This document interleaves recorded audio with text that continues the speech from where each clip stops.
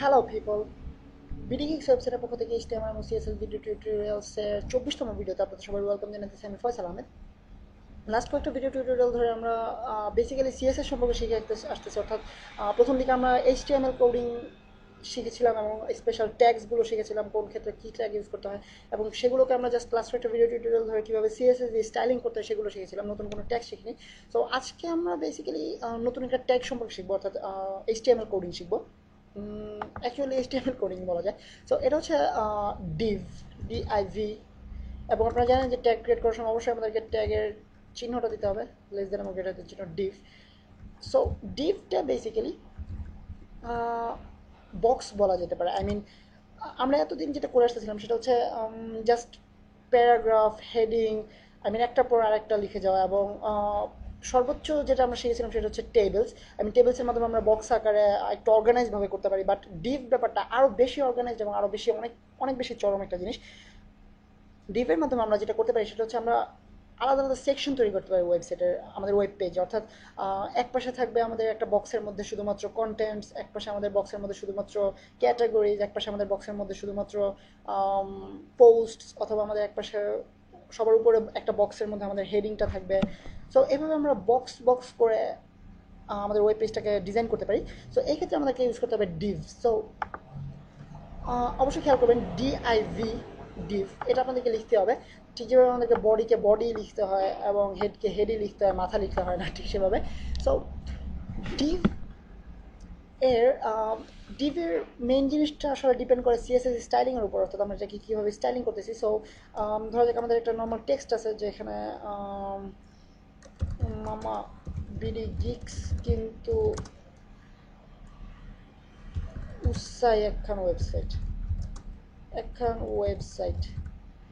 So আপনারা কেউ এই কথাটা বলেন কিনা জানি না, বাট আশা করি আপনাদের কাছে ওয়েবসাইটটা উৎসাহী লাগছে এবং আপনারা ওয়েবসাইটটা লাইক করবেন এবং ইউটিউব ভিডিওগুলো আপনারা ফলো করবেন।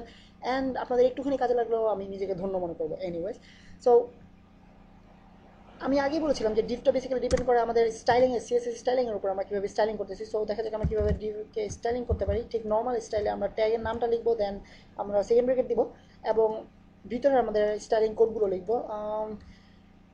ধরা যাক আমরা এটা একটা বর্ডার চাইতেছি, বর্ডার কালার, আর আমরা সরাসরি লিখে দিই বর্ডার 5 পিক্সেল সলিড, আর ড্যাশড দেওয়া যাক, dashed and blue. So next স্টাইলিংগুলো করার আগে আপনাদেরকে দেখিয়ে নেওয়া যাক আসলে জিনিসটা কী, ব্যাপারটা কী। সো আপনারা দেখতে পাচ্ছেন আমরা একটা বর্ডার পেয়ে গেছি ব্লু কালারের, ড্যাশড। সো এটা হচ্ছে আমাদের বক্স, অথবা আই মিন সম্ভবত আপনাদেরকে সলিড বক্স, সলিড বর্ডার দিলে বুঝতে আরও সুবিধা হবে, সলিড। সো আপনারা দেখতে পাচ্ছেন আমাদের যে বক্সটা আমরা পেয়েছি, এই বক্সটা হচ্ছে বেসিক্যালি আমাদের ডিভ, অর্থাৎ এই ডিভের মধ্যে আমরা কাজ করবো। এখন আমরা সিএসএস স্টাইলিং ইউজ করে আমরা ডিভকে বিভিন্নভাবে স্টাইলিং করতে পারি। যেমন প্রথমে আমাদেরকে একটা জিনিস জানতে হবে, সেটা হচ্ছে পজিশন। অ্যাকচুয়ালি পজিশন ব্যাপারটা সম্পর্কে আপনাদেরকে আরেকটা এক্সট্রা টিউটোরিয়াল তৈরি করতে হবে, কারণ এই ব্যাপারটা আসলে অনেক হিউজ একটা ব্যাপার এবং সিএসএস স্টাইলিংয়ের ক্ষেত্রে একটা বেসিক জিনিস, বাট আমি কোনো কারণে এটা এখনও তৈরি করিনি টিউটোরিয়ালটা। নেক্সট 2-3টা ভিডিও টিউটোরিয়াল পরে অথবা নেক্সট টিউটোরিয়ালে হয়তো আপনাদেরকে পজিশন সম্পর্কে আইডিয়া দেওয়া হবে। বাট আপাতত এই এখনকার জন্য আপনারা শুধুমাত্র এটা জেনে রাখুন যে আমরা এখানে অ্যাবসলিউট পজিশন ইউজ করবো, পজিশন অ্যাবসলিউট। দেন আমরা উইথ সিলেক্ট করা যাক। আমরা আগেই দেখেছি কীভাবে আমরা উইথ সিলেক্ট করি, আই মিন কোনো একটা টিউটোরিয়াল আপনাদেরকে উইথ এবং হাইট সম্পর্কে বলা হয়েছিল। সো আমরা ঠিক সেভাবে উইথ সিলেক্ট করবো। ধরা যাক আমরা চাইতেছি 500 পিক্সেল উইথের একটা বক্স। সো আপনারা দেখতে পাবেন এখানে আমাদের বক্সটা ছোটো হয়ে গেছে এবং 500 পিক্সেলস হয়ে গেছে, দেখতে পাচ্ছেন এখানে 500 পিক্সেলস একটা বক্স পেয়েছি আমরা। দেন আমরা হাইট অ্যাপ্লাই করতে পারি। ধরা যাক হাইট দিতে চাচ্ছি আমরা 100 পিক্সেলস। সো আপনারা দেখবেন 100 পিক্সেলস হাইট এবং 500 পিক্সেলস উইথের একটা আমরা বক্স পেয়ে যাবো। সো এটা হচ্ছে আমাদের বক্স, এর ভিতরে আমরা যে কোনো কিছু লিখতে পারি। দেন আরেকটা জিনিস, সেটা হচ্ছে আমরা নিশ্চয়ই আগেই বলেছি যে আমরা আরও অর্গানাইজ করার জন্য, ওয়েবসাইটকে আরও সুন্দর করার জন্য আমরা ডিফটা ইউজ করি। সো আমরা নিশ্চয়ই চাইবো না জাস্ট এখানেই আমাদের বক্সটা থাকবে, আমি সিরিয়াল বা এখন এরপরে আরেকটা বক্স এখানে থাকবে, আরেকটা বক্স এখানে থাকবে, এইরকম সিরিয়াল বা চাইবো না। আমরা চাইবো আমাদের বক্সটা এখানে থাকবে অথবা এখানে থাকবে, আমরা যেন নিজেদের ইচ্ছা মতো অর্গানাইজ করতে পারি, যেখানে ইচ্ছে সেখানে বসাতে পারি বক্সটা। এই জন্যই আমাদের ডিভ ইউজ করা আসলে দরকার। সো এই জিনিসটা আমরা ডিভের মাধ্যমে কীভাবে করে দেখা যাক। ধরা যাক আমরা বক্সটাকে চাচ্ছি এইখানে অথবা এইখানে, দেখা যাক আমরা কীভাবে সরাতে পারি বক্সটাকে।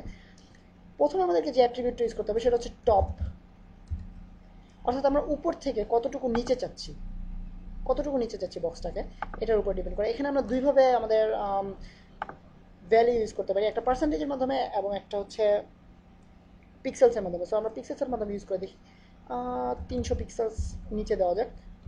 দেন আমাদের আরেকটা অ্যাট্রিবিউট ইউজ করতে হবে, এবং আপনাদেরকে আগে দেখিয়ে নেওয়া যাক যে আসলে 300 পিক্সেল সরালে কতটুকু সরে। সো আপনারা দেখতে পাচ্ছেন টপ থেকে নিচে 300 পিক্সেলস দূরে, আপনারা দেখতে পাচ্ছেন অলরেডি বের হয়ে গেছে। সো আপনারা দেখতে পাচ্ছেন 300 পিক্সেলস নিচে আমাদের বক্সটা আমরা পেয়েছি। কমিয়ে দেওয়া যাক, আপনাদের দেখতে সুবিধা হবে তাহলে। সো খেয়াল করুন, আমরা 100 পিক্সেলস নিচে ঠিক আগের মতো ওই টপের জায়গাটাতে বক্সটা নেই এবং লেখাটা সহ বক্সটা নিচে চলে আসছে। এবং আমরা এটাকে যদি এখান থেকে এখানে আনতে চাই, সেক্ষেত্রে আমাদেরকে কী করতে হবে, আরেকটা আলাদা প্রপার্টি ইউজ করতে হবে, সেটা হচ্ছে লেফট। লেফট নামের এই প্রপার্টিজ আমরা ঠিক করে দেবো ব্রাউজারের লেফট কর্নার থেকে কতটুকু দূরে থাকবে আমাদের বক্সটা। ধরা যাক 50 পিক্সেলস দূরে দেওয়া যাক। রিলোড করার পর দেখবেন লেফট সাইড থেকে, ব্রাউজারের লেফট সাইড থেকে 50 পিক্সেলস দূরে আমাদের বক্সটা চলে আসবে লেখাটা সহ। সরি, সো আপনারা দেখতে পাচ্ছেন 50 পিক্সেল দূরে আমাদের বক্সটা চলে আসছে। এবং আপনারা নিশ্চয়ই ভাবতেছেন যে আসলে 50 পিক্সেলস অথবা টপ থেকে আই মিন আমরা যে 100 পিক্সেল সিলেক্ট করলাম, এটা আসলে কোথায় কোন হিসাবে কাজ করে, এখান থেকে বক্সের সেন্টার থেকে হিসাব করা, আমরা যদি এখান বক্সের সেন্টার থেকে হিসাব করি, দেন এখানে হয়তো বা 150 পিক্সেল, বা যদি আমরা দিয়েছি 100 পিক্সেলস, এবং আমরা লেফট থেকে যদি হিসাব করি, তাহলে এই বক্সটাকে যদি এখানে আনতে হয়, সেক্ষেত্রে আমাদেরকে 500 পিক্সেলস ইউজ করতে হবে সম্ভবত, অথবা 600 পিক্সেলস। বাট আসলে তা না, আমাদের ব্রাউজার হিসেব করবে এই কর্নার থেকে, অর্থাৎ এই জায়গায় আপনারা দেখতে পাচ্ছেন এই কর্নারে যেখান থেকে শুরু হয়েছে বক্সটা, এইখান থেকে আমাদের সব হিসাব শুরু হয়। অর্থাৎ আমাদের টপ থেকে এখানের দূরত্ব হবে 100 পিক্সেলস, এবং লেফট থেকে এই কর্নারের এই পয়েন্টটার দূরত্ব হবে 50 পিক্সেলস। সো এইটার উপরে ডিপেন্ড করবে আমাদের আমরা কতটুকু হিসেবে মেজার করবো। অর্থাৎ এখান থেকে আমরা যদি 100 পিক্সেলস দিই এখন আমাদের লেফট ভ্যালুটা, দেন এই কর্নারটা চলে আসবে আরও 50 পিক্সেলস দূরে। সো এটা হচ্ছে আমাদের ডিভ অথবা বক্স, আপনারা যেটাই বলতে চান, সেই ট্যাগটা অথবা এলিমেন্টটা।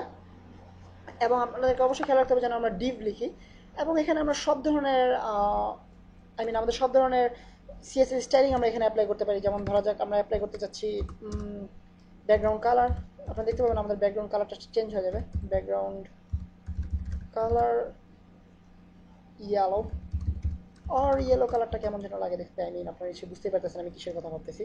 যাই হোক, গ্রিন কালার ব্যাকগ্রাউন্ড তৈরি করা যাক। সো আমি যদি পেজটা রিলোড করি, আপনারা দেখতে পাবেন বক্সের ভিতরের কালারটা, ব্যাকগ্রাউন্ডটা গ্রিন হয়ে গেছে, দেখতে পাচ্ছেন। সো ডিভ বেসিক্যালি আজকে টিউটোরিয়ালের মতো আমরা শিখলাম ডিভ, এবং যেটা হচ্ছে অ্যাকচুয়ালি একটা বক্স টাইপের জিনিস, এবং এখানে আমরা সব ধরনের সিএসএস স্টাইলিং ইউজ করতে পারি, এবং ডিভকে আমরা কীভাবে সিএসএস স্টাইলিং দ্বারা আরও কুল করতে পারি, আরও স্পেসিফিক করতে পারি এবং অর্গানাইজ করতে পারি, সেটা আমরা আজকে শিখলাম। এবং নেক্সট টিউটোরিয়ালে আপনার সাথে আবারও দেখা হবে। সেই পর্যন্ত আমি সাইন অফ করতেছি। Faisal Ahmed from BD.